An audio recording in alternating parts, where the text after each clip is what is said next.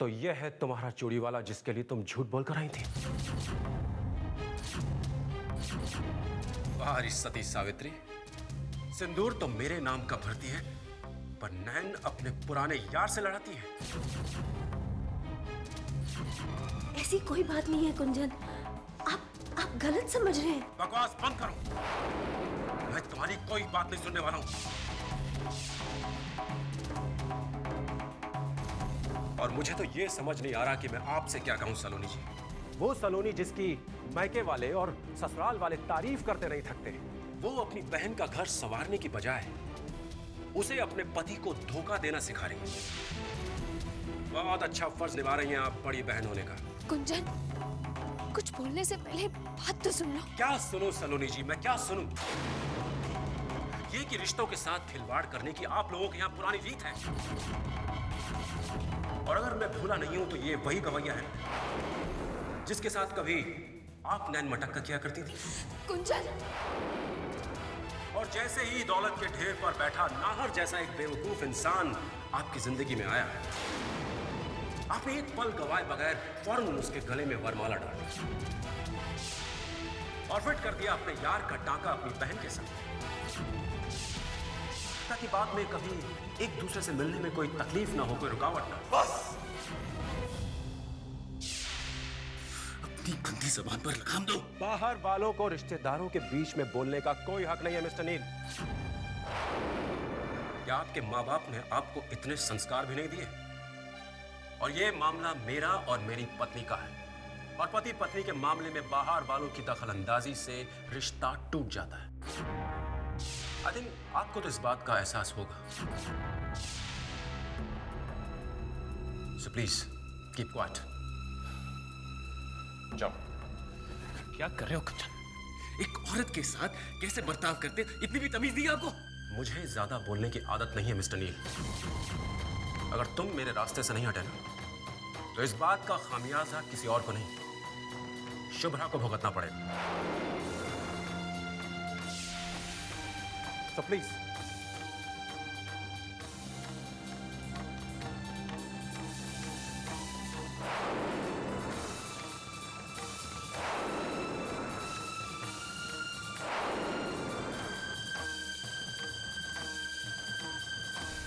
छोटा बेबी, छोटा बुको लगी ना, बुको लगी।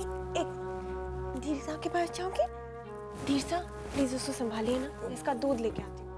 मुझे भी भूख लग रही है। संभालिए ना इसको। हाँ। अरे गर्दन के नीचे हाथ संभाल के, यहाँ पे रखिए ना गर्दन के नीचे। नहीं, मैं संभाल लूंगा। आप जाइए, दूध लेके आइए। अब मेरा भी खाना लेते आइएगा। वाह धीर बेटा, अब यही एक काम बाकी रह गया था, बेबी सिटिंग, और वो भी इस डॉल की देखभाल। क्या मुसीबत है, कहाँ सुलाऊं तुझे? हैं? बेवकूफ नहीं तो। अरे ये क्या किया आपने? मेरा बच्चा, मेरा बच्चा लगी तो नहीं बेटा? आपको समझ नहीं आता, संभालने नहीं आता बच्चे को? देखो कैसे लग गई उसको। डॉल? नहीं डॉल नहीं है, मेरा बच्चा है, इसको लग गई बेचारे को। क्या हुआ? अरे कुछ नहीं भाई साहब, हाथ से गुड़िया नीचे गिर गई और ये पागल, मेरा मतलब चिल्लाने लगी। बिल्कुल चिल्लाओ नहीं तो और क्या करूं? लग गई इसको, देखो। तारा, कुछ भी तो नहीं हुआ है। हुआ नहीं, लेकिन फिर भी लग तो गया ना। बाबू आप बैंडेड ले आइए ना प्लीज। भाभी साहब अंदर चलिए ना प्लीज, हम वहीं बैठते हैं। हाँ लेकिन बैंडेड लगाना है। वो भी अंदर ही है भाभी साहब, आप प्लीज अंदर चलिए।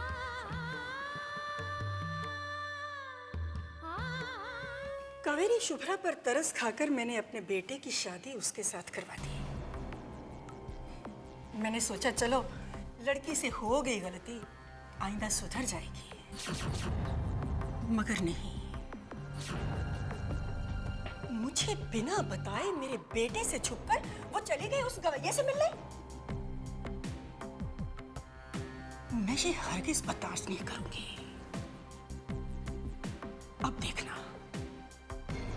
अब देखना मैं क्या करती हूँ। आज के बाद शुभ्रा की हर सुबह एक दर्द के साथ शुरू होगी और उसकी हर रात रोते हुए बीतेगी। आपके जी में जो आए वो कीजिएगा ठकुराइन जी, मगर जरा नील से बच के रहिए। बहुत ही चालाक और तेज चीज है।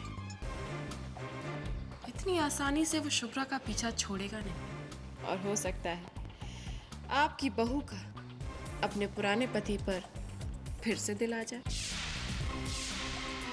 और वो कुंजन कंवरसा को टाटा कह के वापस नील के पास चली जाए।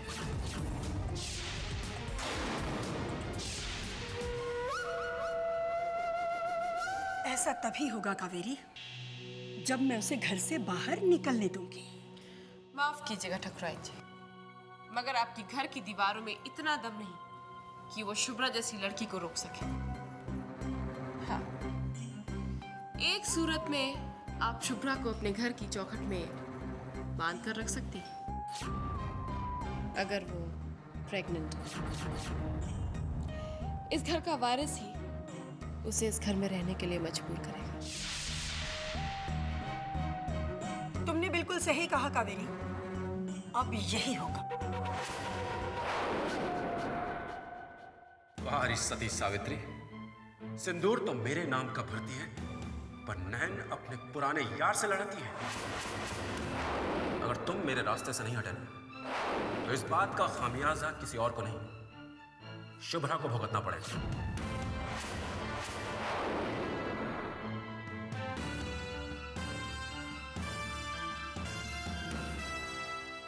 हाय। ओह हाय। क्या बात है, यहाँ अकेले क्यों खड़े? बस यूं ही। लगता है मुझे सबसे बात करनी पड़ेगी। भाई ऐसे ख्याल रखा जाता है किसी मेहमान? I'm okay, I'm perfectly fine. तुम्हें देखकर तो ऐसा नहीं लगता।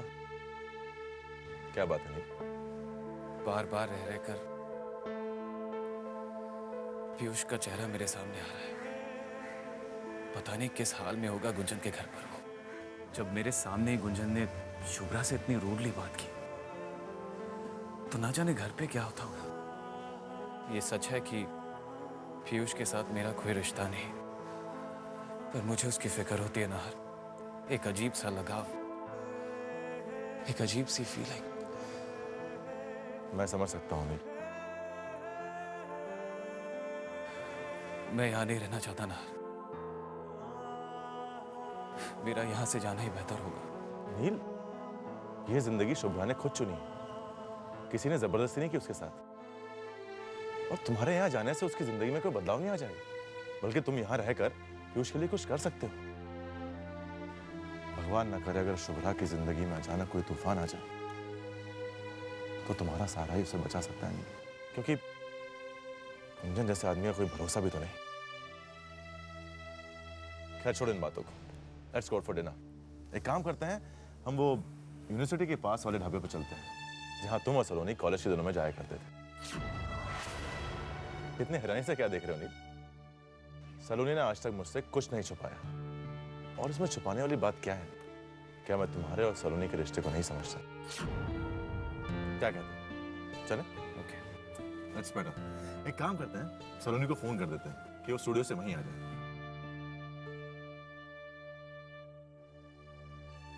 हाय नाहर जी। हेलो युग, कैन आई स्पीक टू सलोनी? सलोनी जी तो रिकॉर्डिंग स्टूडियो में। Any message? हाँ युग, एक काम करना, सलोनी से कहना कि वो काम खत्म करके सीधे बीवी का ढाबा आ जाए। मैं और नहीं डिनर के लिए वहीं जा रहा हूँ। युग, तुम भी आ जाना अगर फ्री हो तो। I'll definitely be there. बाय। Nahar, if you don't mind, ये युग कौन है और कहाँ मिला तुम्हें? यूं समझिए कि इत्तेफाक से हमारी जिंदगी में आ गया। सलोनी की जान बचाई थी इसने, अब सलोनी के साथ ही काम करता है।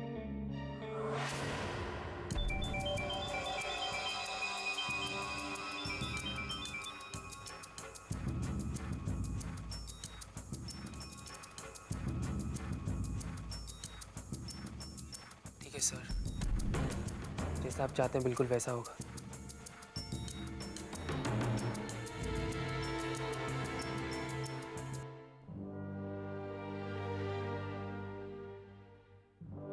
एक चाय लाना please. Saloni ji, You are amazing. Thanks. Tired?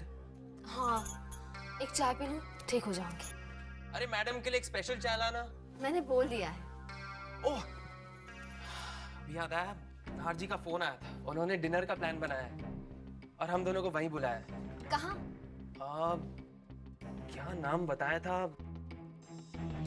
हाँ, याद आया, बेगम का ढाबा। बेगम का ढाबा? हाँ। एक बार नाहर को फोन करके कंफर्म कर लेती हूँ। सलोनी जी, हमारे पास टाइम बहुत कम है। चाय आने तक एक टेक हो जाएगा। आप रिकॉर्डिंग रूम में जाइए। ठीक है।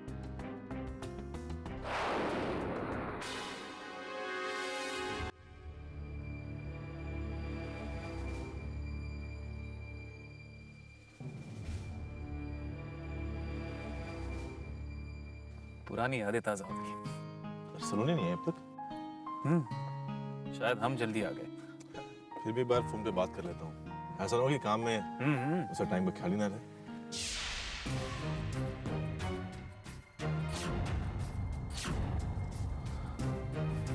I'm sorry. क्या मैं आपका फोन यूज कर सकता हूँ? My cell is not working.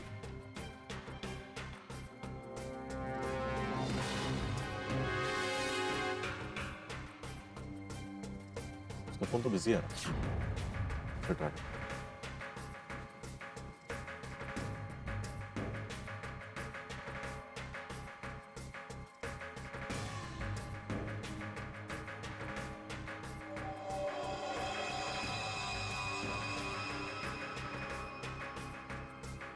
Nahar क्यों नहीं है? ओके। युग, क्या हुआ? वो मुझे नाहर को फोन करना था। Please 2 minute. It's an urgent call. मैंने तुमसे ओवरसीज शोज के बारे में बात की थी ना, उन्हीं से बात कर रहा हूँ।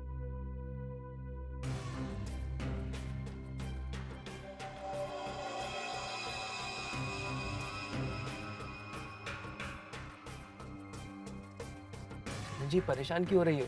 नाहर जी आते ही होंगे। काफी टाइम हो गया है। प्लीज आप तब तक कुछ ऑर्डर कर दीजिए।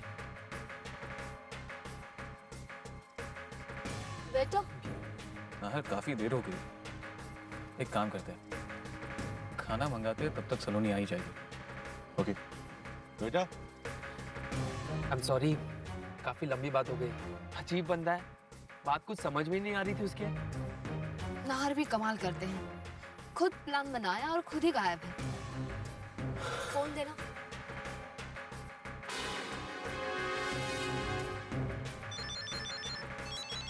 हेलो। कहाँ है आप नाहर? मैं कब से आपका वेट कर रही हूँ। अरे मैं कब से तुम्हारा वेट कर रहा हूँ। तुम कहाँ हो? आप कहाँ हैं? वहीं जहाँ तुम्हें बुलाया था, बीवी का ढाबा। ओह, इसका मतलब युग ने गलत सुना। युग, नाहर ने बेबी का ढाबा कहा था, बेगम का ढाबा नहीं। आई एम सो सॉरी सलोनी जी। नाहर, हम दोनों बेगम का ढाबा में हैं। खाना भी टेबल पर लग चुका है। आप जल्दी से यहाँ आ जाइए ना। खाना तो यहाँ भी लग गया सलोनी। ओह, तो मैं वहाँ आ जाती हूँ। नहीं, रहने दो सलोनी। आना जाने में बेकार में टाइम वेस्ट होगा। एक काम करो, तुम वहीं डिनर कर लो और हम लोग यहाँ कर लेंगे। ओके।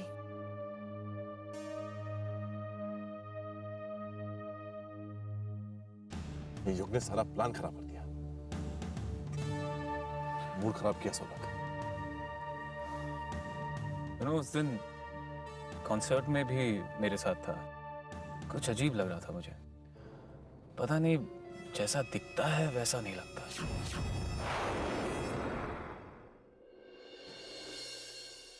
अरे मम्मी जी, ये क्या कर रही हैं आप? अभी अभी तो सोया था पीयूष। तो क्या करूं? मिठाई बांटो। ये समय बच्चे की सेवा में लगे रहने का नहीं है, पर तुम्हें तो और किसी की कोई परवाह ही नहीं। जब देखो अपने इस बच्चे में मग्न रहती हो। अरे तुम शायद भूल गई हो कि तुम्हारा एक पति भी है। उसकी तरफ भी तुम्हारा कोई फर्ज बनता है। याद है ना मैंने तुम्हें क्या कहा था? मुझे अपने खानदान के लिए वारिस चाहिए, जल्दी। मुझे लोगों के बच्चे पालने का कोई शौक नहीं है। मम्मी जी,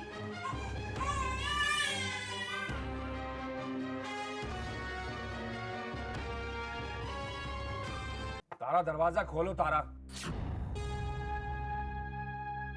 तारा, दरवाजा खोलो तारा। भाभी साहब, दरवाजा खोलो। बेटी दरवाजा खोलो। क्या हुआ भाई साहब?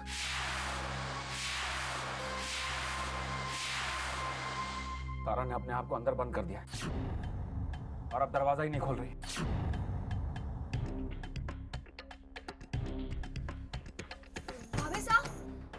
भाभी साहब दरवाजा खोलिए प्लीज। मुझे भी अंदर नहीं आने देंगे? नहीं सलोनी, तुम नहीं जानती, सब लोग मेरे बेटे को मार देना चाहते हैं। ब्रिजेश पता नहीं क्या कह रहे थे मेरे बेटे के बारे में। मैं दरवाजा नहीं खोलूंगी। भाभी साहब ऐसा नहीं है, आप मेरी बात पर भरोसा कीजिए। सभी बहुत प्यार करते हैं मुन्ना से। आप प्लीज दरवाजा खोलिए और बाहर आ जाइए प्लीज। प्रॉमिस कोई कुछ नहीं करेगा, मेरे बेटे को नुकसान नहीं पहुंचाएगा कोई। हाँ प्रॉमिस, प्लीज दरवाजा खोलिए।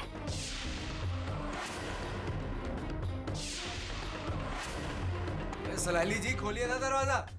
एक मिनट बेबी, एक मिनट। मम्मा भी आती है। हाँ, आप यहाँ लेट जाओ।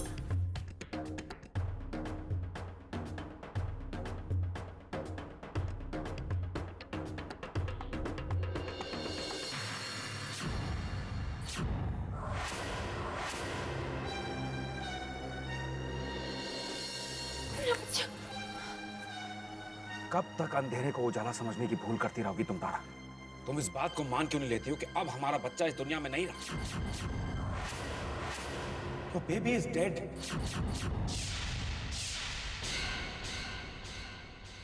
नहीं, मेरा बच्चा जिंदा है। देखिए ना कितने आराम से सो रहा है। आप लोग धीरे क्यों नहीं बात करते? कितनी बार मैंने कहा है उठ जाएगा।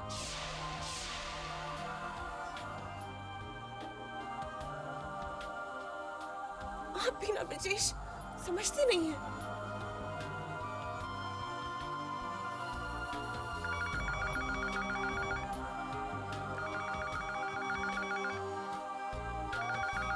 कोई फोन क्यों नहीं उठा रहा? फोन बज रहा है बाहर। मेरा बेटा जग जाएगा। क्या हो गया तुम लोगों को? एक मिनट बेबी, माँ भी आएगी। आप यहाँ सो जाओ।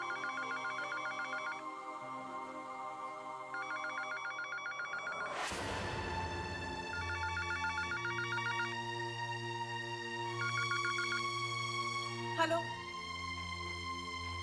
हेलो हेलो, बोलिए। मैं मिसेस तारा ब्रजेश सिंह बोल रही हूँ।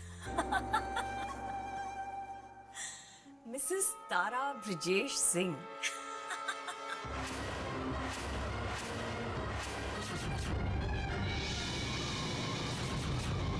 जी जी,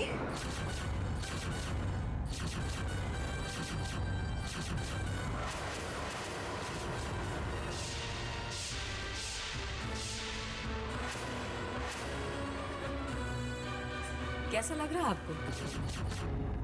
डोंट माइंड, लेकिन अपने बच्चे से दूर होकर थोड़ी तकलीफ तो हो ही रही होगी ना? आपको कोई वहम हो रहा है जीजी। मेरा बच्चा मेरे पास है, मेरी आंखों के सामने।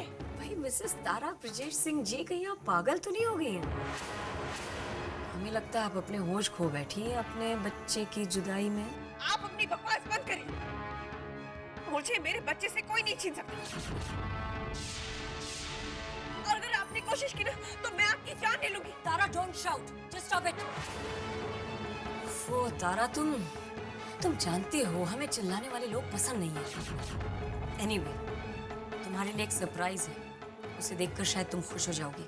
थैंक यू वेरी मच जीजी, लेकिन मुझे आपसे कुछ नहीं चाहिए। एक बार उसे देखो तो सही। वो सरप्राइज तुम्हारे घर के मेन दरवाजे पर तुम्हारा इंतजार कर रहा है। मेन डोर पर सरप्राइज?